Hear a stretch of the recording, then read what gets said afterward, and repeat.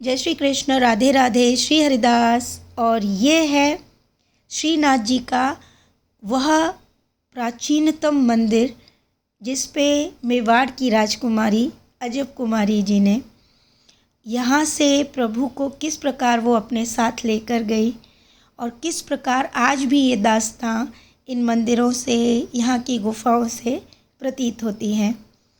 तो ये मैं आपको पूरी कथा सुना रही हूँ कि तिरछे नैन और मोहक मुस्कान पर रिझी मेवाड़ की दीवानी सांवरे से मोहब्बत कर बैठती हैं, जो कि मेवाड़ की राजकुमारी है और उनका नाम है अजब कुमारी।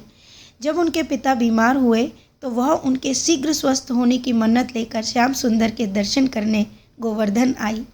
प्रभु की बाकी छवि निहार मीरा की तरह उन्होंने ठाकुर को मानसिक रूप से अपना पति मान लिया। वह तलहटी में रहकर उनकी सेवा करने लगी। भक्त वत्सल प्रभु ने भक्ति से प्रसन्न हो उन्हें दर्शन दिए तो उन्होंने प्रभु से नाथ द्वारा चलकर अपने बीमार पिता को दर्शन देने का आग्रह किया।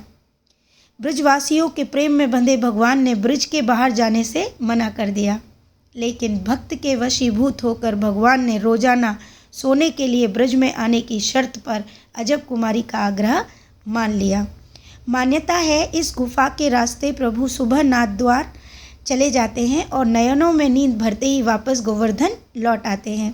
सेवायत रोजाना प्रभु के शयन को सैया बिछाते हैं। सेवायतों की माने तो सैया पर बिखरे हुए बिस्तरों पर रोजाना पड़ती सलवटें प्रभु की शयन लीला को प्रमाणित करती है। श्रीनाथ जी, कान्हा और गिरिराज एक मंदिर सेवायत गोवध मुखिया के अनुसार करीब 550 वर्ष पूर्व आन्योर की नरो नामक लड़की की गाय का दूध गिरिराज शिला पर झरने लगा। उसे जब इस बात का पता चला तो उसने गिरिराज शिला पर आवाज़ लगाई, अंदर कौन है। अंदर से आवाज़ में 3 नाम सुनाई दिए, देव दमन, इंद्र दमन और नाग दमन। इसी शिला में श्रीनाथ जी का प्राकट्य हुआ और सबसे पहले उनकी बाईं भुजा का दर्शन हुआ। करीब 450 वर्ष पूर्व पूरनमल खत्री ने जतीपुरा में गिरिराज शिलाओं के ऊपर मंदिर का निर्माण करवाया। तो कन्हैया के गिरिराज पर्वत उठाते स्वरूप के दर्शन श्रीनाथ जी में होते हैं। तो इसी प्रकार ये जो स्थान मैं आपको दिखा रही हूँ, इसमें और भी एक और प्रचलित कथा है जो मैं अभी नहीं सुना पाऊँगी आपको। ये मंदिर में अंदर के मैं आपको वीडियोस नहीं बनाकर दिखा सकती हूँ, क्योंकि देखिए जहाँ भी मुझे ये दिखता है कि यहाँ वीडियो बनाना मना है तो मैं वहाँ वीडियोस नहीं बनाती हूँ। पूरी कोशिश करती हूँ वहाँ वीडियोस नहीं बनाई जाती, इसलिए मैं बाहर से ही आपको ये दर्शन करवा रही हूँ। यहाँ पर जब अजब कुमारी जी ने प्रभु से प्रार्थना की कि आप नाथ द्वार चलिए और मेरे पिता को दर्शन दीजिए, प्रभु उनके आग्रह मानकर चले तो गए, लेकिन ब्रज को छोड़कर वो कभी नहीं गए। यही मंदिर के अंदर, ये सामने आपको जो मंदिर दिख रहा है, इसके अंदर ही प्रभु विराजित हैं और वहीं उनकी शयन कक्ष भी है बगल में। और उस शयन कक्ष से एक प्रेम गुफा जो है बनी हुई है, जो यहाँ से होते हुए नाथ द्वार तक है वो। यानी कि जैसे ही प्रभु नाथ द्वार में होते हैं, सुबह से शाम तक वो वहाँ रहते हैं और जैसे ही उन्हें नींद आने लगती है वो उसी द्वार के द्वारा यहाँ अपने स्थान ब्रिज में वापस आ जाते हैं और यहाँ पर आकर शयन करते हैं। और यहाँ के जितने भी गोस्वामी हैं और जो भी पंडित हैं, उन्होंने यही बताया कि आज भी उनके बिस्तरों पर वही सिलवटें वही सब प्रकार से प्राप्त होती हैं, मिलती हैं, दिखती हैं, जिससे ये प्रतीत होता है कि प्रभु यहीं पर रहते हैं। एक तो ये रही कि प्रभु का प्रेम अपने भक्तों के लिए कितना है, कितना अधिक प्रेम है कि वो अपने भक्तों के लिए यहाँ से कभी जा ही नहीं पाए। अगर भक्त के लिए गए भी तो वापस लौटकर ब्रिज में ही आ गए। अब बहुत से भक्त ये कहते हैं कि ऐसे कैसे हो सकता है कि निधि वन में भी तो प्रभु शयन करते हैं, बांके बिहारी मंदिर में भी शयन करते हैं, और सब एक जगह एक समक्ष कैसे हो सकते हैं। देखिए, हम करोड़ों अनगिनत भक्त हैं प्रभु के।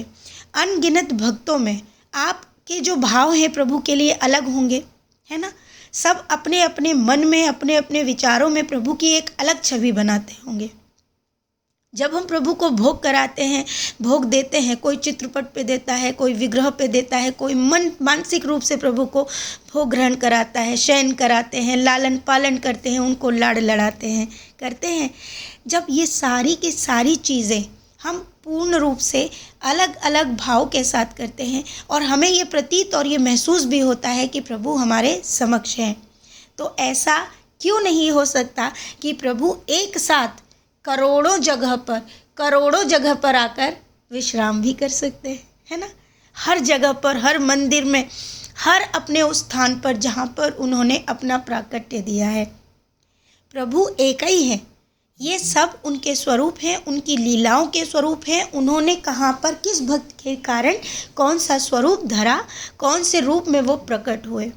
गिरिराज महाराज के ऊपर जब उन्होंने यहाँ पर अपना स्थान बनाया, उसके पीछे भी और भी बहुत सी प्रचलित कहानियाँ हैं।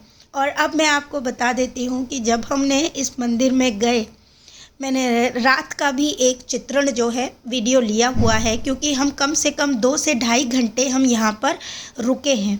हम यहाँ से 7:30 बजे, यानी जब प्रभु का शयन का समय था, हम तब यहाँ से निकले।